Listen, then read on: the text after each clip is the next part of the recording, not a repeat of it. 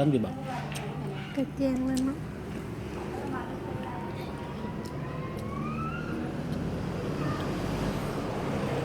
บ่ฟังใคร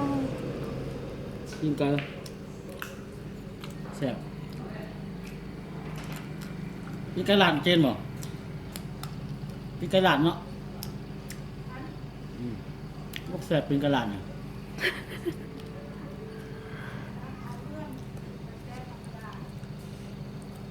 ตำบักหุ่งเนี่ยนะกินกับข้าวฮ้อนมีแคบหมูแซ่บเด้อ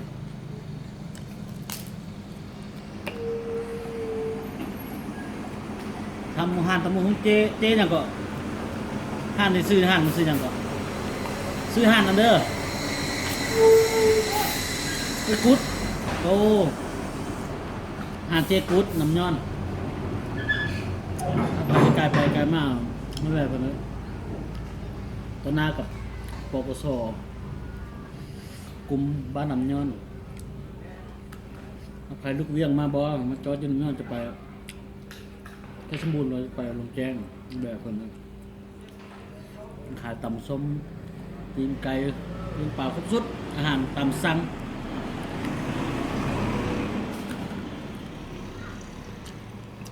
มือกองกระยะอะไรก็เอามือกองน่ะ ไม่ยากนะ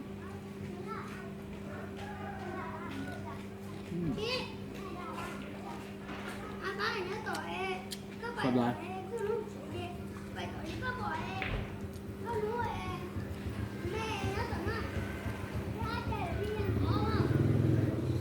ขนาดอยู่บนนั้น ดูบุญซะ มันก็เริ่มแค่นั้นนี่โอเค มีอย่างวันน มันก็เริ่มเป็นตะกิน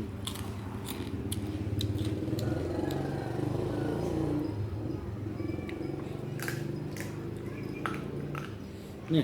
จุนี่มาใกล้ๆนี่เลยแต่เอาน้ำมันนี่โอ้กินแซ่บนัวเลยำ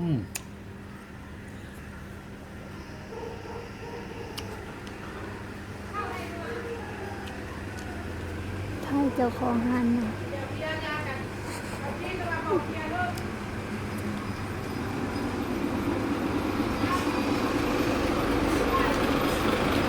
เดี๋ยวไอ้โผไอ้สีดาคนนั่นแหละ โอเค